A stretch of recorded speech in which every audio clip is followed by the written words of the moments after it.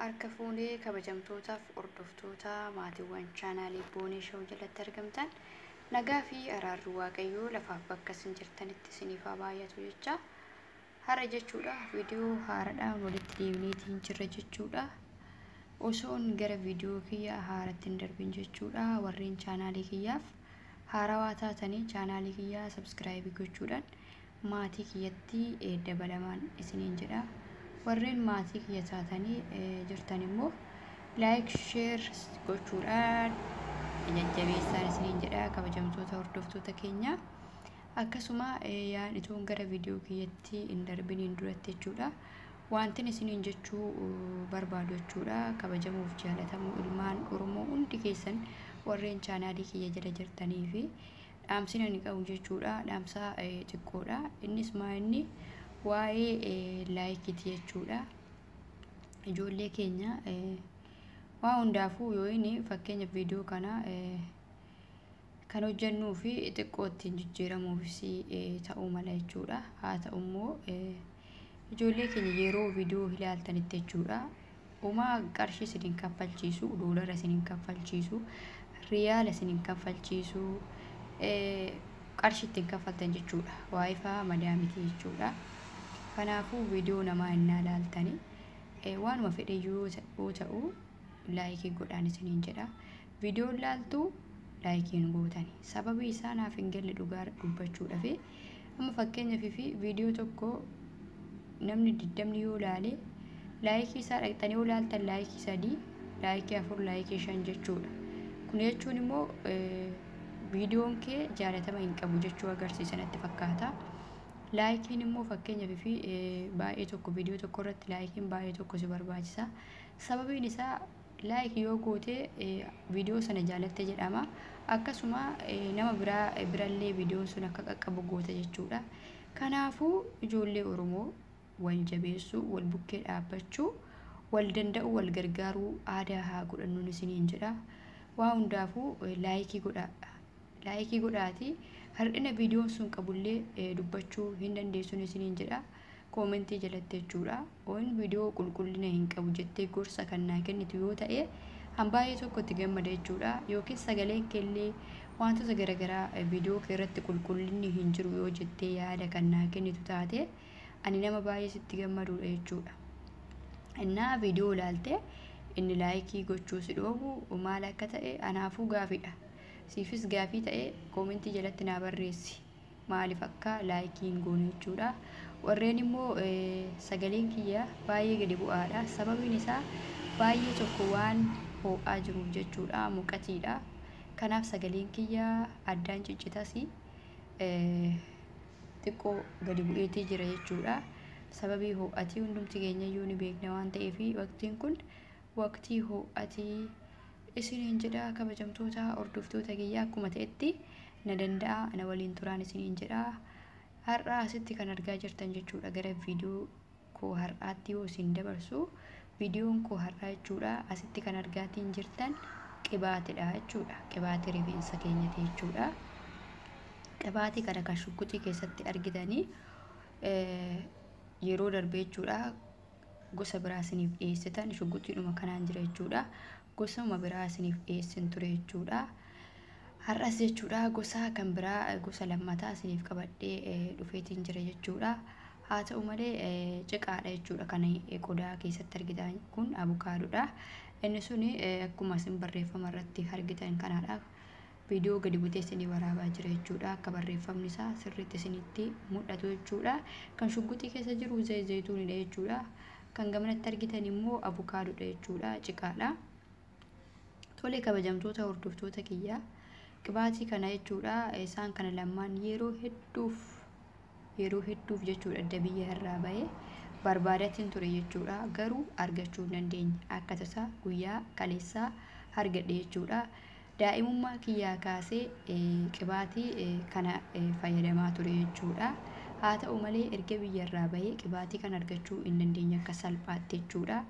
Guyyaa kaleessaa barbaaduun moo hin dhiisne inuman barbaada baay'ee tokko barbaadee hin arganne jechuudha. Faarmaasiin na nafne, suuqiin gugurdaan na nafne barbaadeen dhabe jechuudha. Garuu akka tasaa ta'eetuman barbaadu argadheetiin milkaa'itiin jira jechuudha. Kabajamtoota hordoftoota kiyya har'a immoo faayidaa qibaatii kanaa duratti biyyatti waan hin beekuuf isiniif qooduuf immoo qabadhee dhiyaadheetiin jira jechuudha. Kan shugguxii keessatti argitanii kan qibaatii kana sadanuu hundi keessan ni beektu jechuudha. Ijoolleen shamarranii hundi keessan ni beektu jechuudha. Biyya Itoophiyaa irratti namoonni baay'een ni fayyadamtu jechuudha. Anillee Itoophiyaatti kana fayyadamaa ture. Ergan as dhufeeyyuu barbaadin dhabe malee ani hawwiin koo qibaatii kana fayyadamuudha jechuudha. Tole kabajamtoota hordoftoota kiyya, qibaatiin kun rifeensa keenyaaf faayidaa maalii qaba jechuun keessan hin oolu jechuudha. Faayidaa hedduu ammana hin jedhamne qaba jechuudha qibaatiin kun. Kan gamanaarraa abukaadoorraa yoon isin ka'u jechuudha. Qibaatiin kun hedduu tokko jaalatamaa, hedduu tokko filatamaa kirarii isaa jechuudha. Akkuma asirratti argaa jirtanii viidiyoo xiqqoo itti isinii buta jechuudha. Kirarii kana fakkaata jechuudha. Akkuma isin argaa jirtanii qibaatii kana hedduu jaaladha jechuudha. Daa'imummaa kiyyaa kaasee nan jaaladha. Akkasuma rifeensa kiyyaa kanaaf guddisee qibaatii kana jechuudha. Xiqqummaa kiyyaa kaaseeti. Qibaatiin kun maaliif gargaara? Faayidaa maal qaba rifeensaaf immoo jennee itti deemnu jechuudha. Qibaatiin kun rifeensa dheeressuuf gahee guddaa taphata jechuudha. Rifeensa haala nuti yaadneen olitti rifeensa keenya nuuf dheeressa. Akkasuma warreen immoo namoonni tokko rifeensa dheeraa qabu jechuudha. Garuu rifeensa dheeraa qabu rifeensi isaanii gubbuu miti jechuudha. Baay'inaan qabu jechuudha. Akka kiyyaatti anillee akkas jechuudha. Rifeensi kiyyaa gubbuu miti jechuudha. Yeroo baay'ee garuu yeroo tokko gubbuu fakkaata, yeroo tokko immoo baay'ee hin jiru jechuudha. Garuu walumaa galatti rifeensa gubbuu jaaladha garuu baay'ee jechuudha. Baay'ees miti xiqqaas miti giddu gala haa ta'uuti malee dheerina rifeensaatiif hedduu tokko gaariidha jechuudha. Rifeensa keenya haala nuti yaadneen olitti nuuf dheeressa jechuudha. Akkasuma shittaansaa jechuudha. Baay'ee tokko das kan nama jedhudha jechuudha. Ani qibaatii kana hedduu tokko jaaladha jechuudha. Kabajamtoota hordoftoota keenya akkuma isin argaa jirtanii kuno rifeensuma kiyyatti dibachuuf hin tuqa jechuudha. Isin agarsiisudha. Akkasuma foolii isaallee yeroo dhugaa tuttuqeen fuunfadha jechuudha. Fooliin isaa hedduu tokko natti tole jechuudha. Qibaatii kana dhugaa akka nama akkam jedhee sitti ba yeroon suuqirraa argadhu akka nama baqqaalotorii wayii baateef ittiin baay'ee tokko gammade. Maaliif yoo jettanii xiqqummaa kiyyaa kaasee qibaatii kana faayidaa isaa waan hin beekuuf jechuudha. Akka nama lotorii wayii baateef itti baay'ee tokko na gammachiise yeroon argadhu jechuudha. Baay'ee tokko gammade jechuudha. Kunis akkuma isin viidiyoo irratti argaa jirtan kun isinitti mul'ataa jira jedheetan yaada jechuudha. Xiqqoo ishee dibadhee fayyadameetiin jira jechuudha. Hedduu tokko namatti tola. Qibaatiin kun immoo maaliif fayyada yoo jettanii faayidaan isaa jechuudha. Qibaatiin kun faayidaan isaa rifeensa fuula duraan nu jalaa dhumeef jechuudha. Rifeensa keenya fuula duraan nu jalaa dhumateef gargaara jechuudha. Warreen namoonni baay'een illee waan kana baay'ee keessan rakkataatii jirtu jechuudha. Rifeensi fuulduraan nama jalaan dhumatu sababii garaagaraatiif keessumattuu yeroo ho'i hamaan kun jiru nyaata fa'aa yeroo ijoolleen biyya harabaa hojjennu nyaata fa'aa yeroo hojjennutti wantoota nuufillee eeyyamamuu dhiisutu malee jechuudha. Namoonni hedduun fakkeenyaaf hin eeyyamtu jechuudha. Madaamiin illee hin eeyyamtu akka yeroo hunda shaashii godhannu feeti jechuudha. Namoonni tokko immoo firiidemiin jira. Namoonni tokko immoo firiidemiin hin jiru. Guyyaa guutuu shaashiidhaan kan ho'a kana faana shaashiin kan oolu yoo ta'e inni salphumatti rifeensa keenya gara dugda duubatti deemsisa jechuudha. Kanaaf furmaanni isaa maa inni kan jedhuu fi qibaatii avukaadotti haanu kana yoo deddeebiste argatte jechuudha. Yoo argame anuyyuu akka tasaa argadhe jechuudha. Yoo argame qibaatii kanatu fayyadamte haala yaaddee rifeensa kee sii deebi'a yeroo gabaabduu keessatti jedheeti yaada. Akkasuma kan shugguxii keessatti argitan kunillee hedduu tokko gaariidha jechuudha. Hedduu tokko bareedaadha jechuudha. Zayituuna kan shugguxii keessa jiru jechuudha. Hedduu tokko gaariidha. Kanaafuu itti fayyadamaan isiniin jedha. gaafii namoonni hedduun keessa waa'ee rifeensaa ilaallate jechuudha. Gaafii hedduu na gaafattaniitiin turtan jechuudha. Garuu gaafii keessanii isinii nan deebisa jechuudha. Iddoo tokkotti walitti qabee isiniif deebisuutti jira. Ammas itti na eeggadhaan isiniin jedha. Qibaatii kana jaalala guddina jechuudha. Hedduu tokko natti toluu guddina qibaatii kana baay'ee bite jechuudha. Akkasuma kun amma kana bite jechuudha. Kana hanga kana bite kan arfan jechuudha. Garuu kan arfanaa bituu malee yeroo hedduuf na gargaara jechuudha. Ji'a tokko qofaa wayii ji'a lama qofaa kana fayyadamu. Ji'a 3 ji'a 4 hanga ji'a 5tti naa ta'a. Kun baay'ee tokko baay'eedha jechuudha. Kan shugguxii keessattuu baay'eedha waan ta'eef isin immoo yoo isinitti mijate isa kana lamaan bitadha jechuudha. Dirqama qibaatii amma kana bitachuu yoo hin dandeenye ta'e isaan kana lamaan yoo fayyadamtan gaariidha. Kuni rifeensa keessan baay'isuuf dheeressuuf si gargaara. Kun rifeensi kee fuula duraan kan dhumatu yoo ta'e kan caccabu yoo ta'e si gargaara jechuudha. Kanaafuu akkasitti bitadhaati itti fayyadama. Ani yeroo hedduu achitti deddeebi'ee bituurra iddoo isaa waan bareef garuu deddeebi'eetuma bituurra kan jedhamu baay'isee bite malee dirqama iddoo tokkotti hanga kana bitaa isiniin jechaa isin jiru jechuudha. Akka fedhii keessanitti bitachuu hin dandeessuun isiniin jedha. Inni kan biraa immoo gorsi isiniif kennu jechuudha. Akka nama tokkootti kabajamtoota hordoftoota kiyyaa qibaatiin tokko yoo gatiin isaa xiqqate rifeensa kee hin dheeressu jechuudha miti jechuudha. Tokko immoo yoo gatiin isaa guddate fakkeenyaaf qibaatii tokko 500 yoo bitte tokko 300 yoo bitte akkuma gatiin isaa guddaa waan rifeensa kee si dheeressuun se'in jechuudha.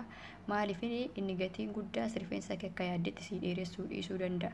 Inni immoo gatii xiqqaati tuffatte isa yaadden hulitti rifeensa kee si dheeressuu danda'a. Kanaafuu irra jireessa jechuudha.